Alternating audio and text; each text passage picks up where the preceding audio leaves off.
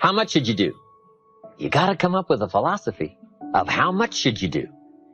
We're all governed by our thinking, our evaluation, what we've decided and how we feel. And this is a big question.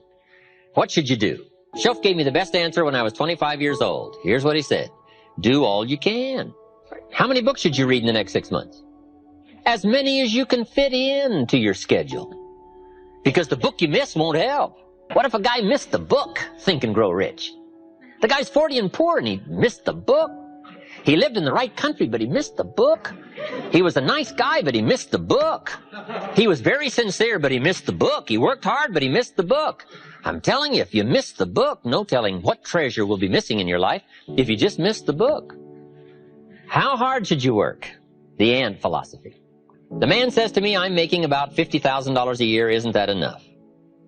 Now, what would be your philosophical answer to someone who says, I'm making $50,000 a year, isn't that enough? He said, my kids are doing okay, and he said, I got my bills paid. So what would you say if a guy says, I'm making $50,000 a year, isn't that enough? I said, yes, $50,000 a year is enough if it's the best you can do. We don't call enough an amount. We only call enough your best. If you're capable of making $500,000 a year and you make $50,000 a year, we call you loser. Now, it isn't the difference between $50,000 and $500,000 that's important. What's important is the full extent of your reach. That's what's important. The only way to feel maximum good about yourself is to extend yourself to the full capacity of your reach, your intellectual reach and your physical reach and your potential and your possibility to do the best you can. What should you do? All you can. How many books should you read? As many as you can. How many skills should you learn? As many skills as you can. How many people should you touch? As many as you can. What all should you engage in? As many things as you can. Why not go to the max? I've got a good question for you. How tall will a tree grow? As tall as it can. Did you ever hear of a tree growing half as high as it could? No. Trees don't grow half. They grow all. Full. They drive their roots as deep as they can, stretch as high as they can, produce every leaf they can. Trees go to the max. Now, why would human beings settle for less than the max of their capacity? Simple answer.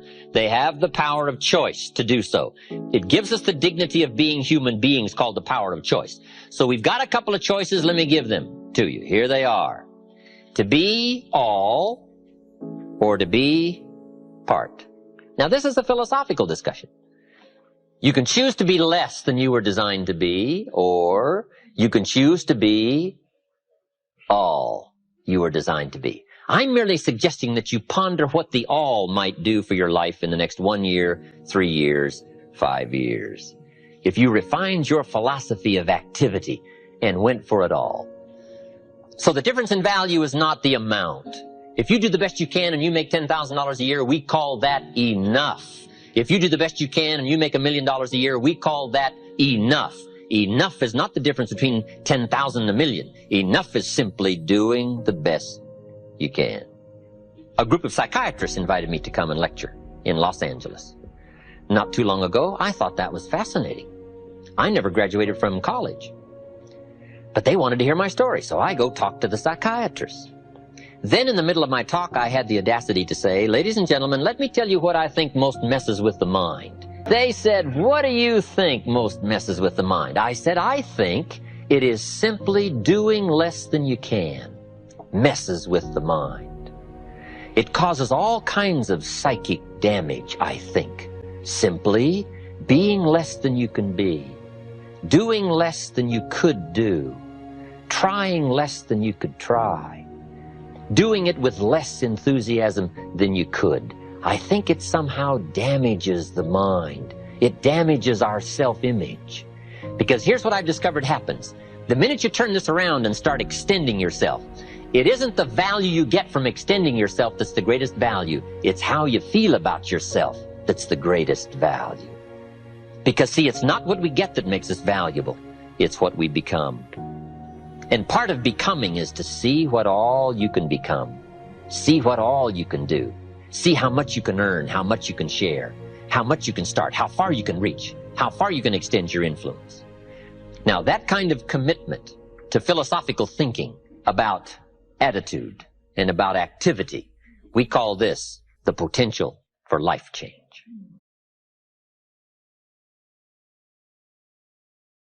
do the best you can. We covered earlier, but here's a good scenario for the do the best you can. I've got a good question for you. Is the best you can do all you can do? And the answer is no. Strangely enough. If we all fell on the floor right now and did as many push-ups as we possibly could, and let's say for some reason you haven't been into push-ups lately, I can't imagine why, but let's say the best you can do is 5. And you look up at the rest of us and say, hey, 5 is the best I can do. We can tell by the look on your face that's probably true. 5 is the best you can do. Now, is 5 all you can do? The answer is no. If you rest a little, you can do 5 more. Wow. And if you rest a little, you can do 5 more. And if you rest a little, you can do 15 more. How did we get from 5 to 15? It's a miracle.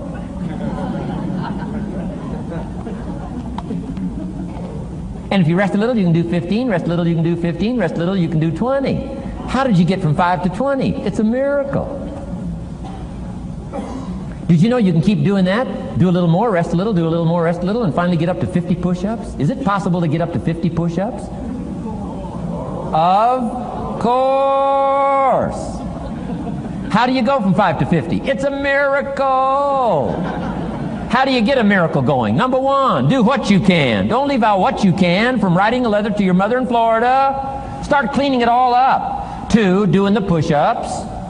Go from 5 to 50. It's a miracle. Number 1, do what you can. Number 2, do the best you can. Here's number 3, rest very little.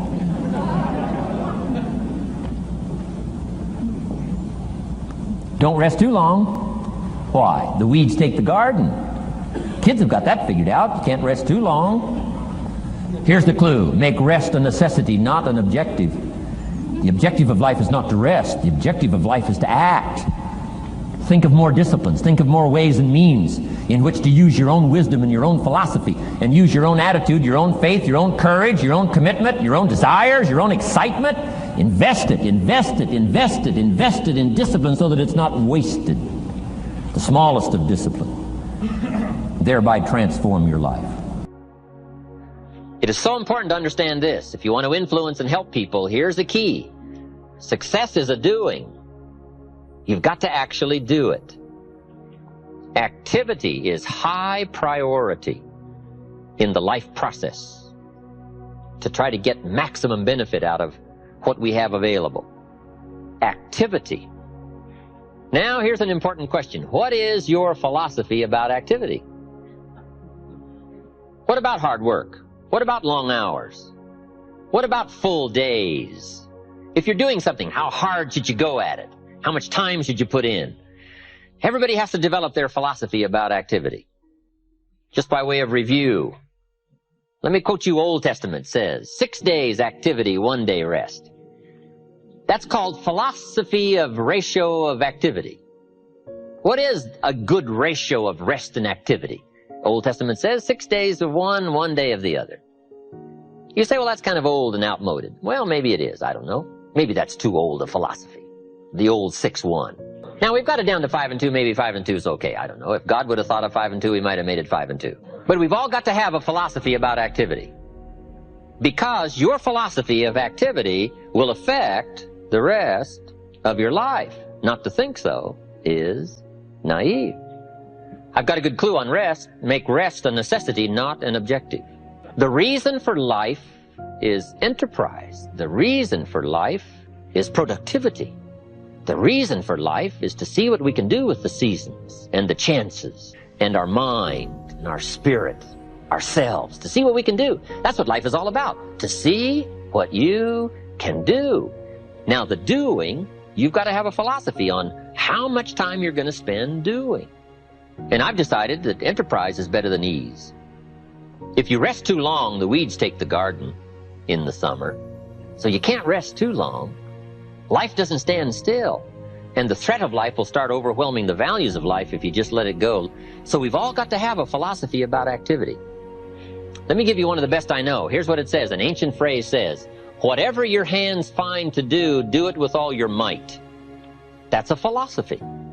You say, well, I'm getting by with half my might. Well, okay. But you've got to decide on your own personal philosophy of activity. Now, this philosophy says, do it with all your might. Do you think there's any value or virtue in that?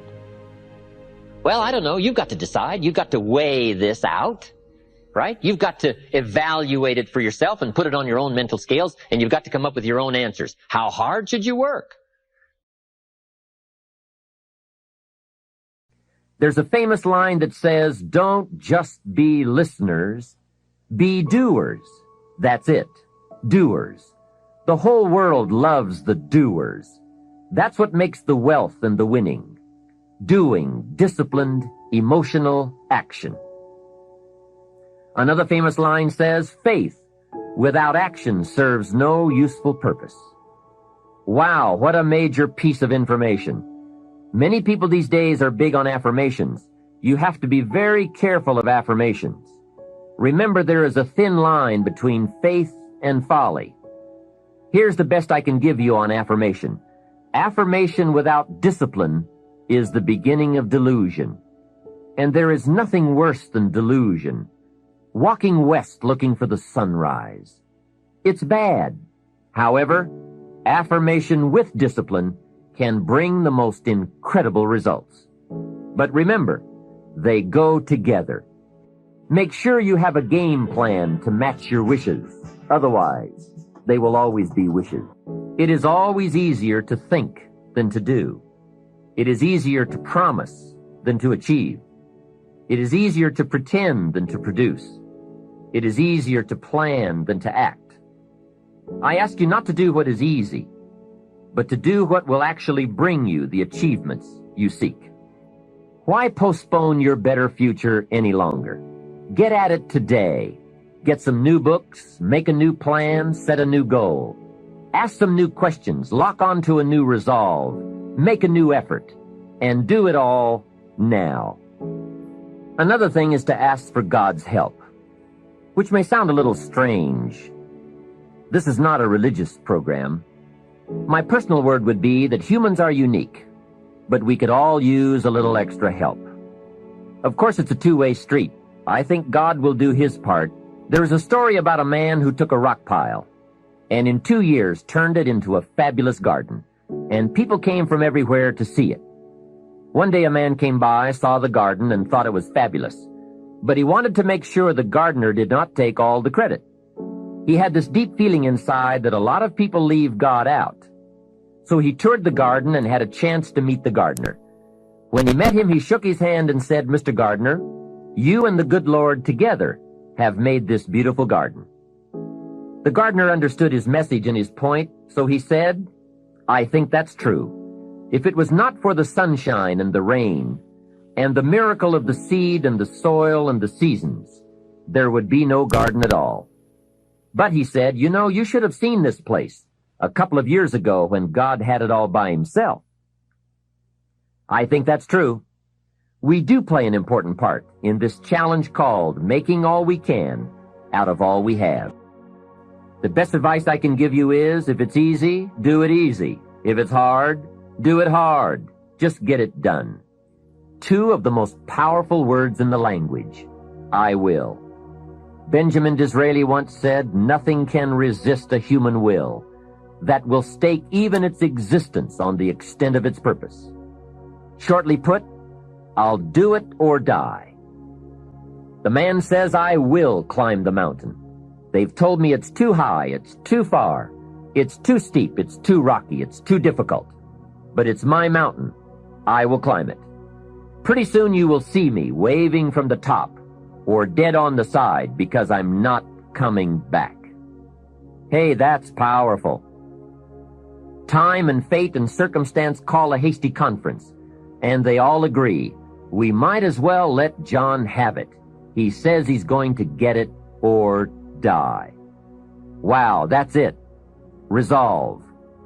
The best definition of resolve I ever heard was from a junior high girl in Foster City, California.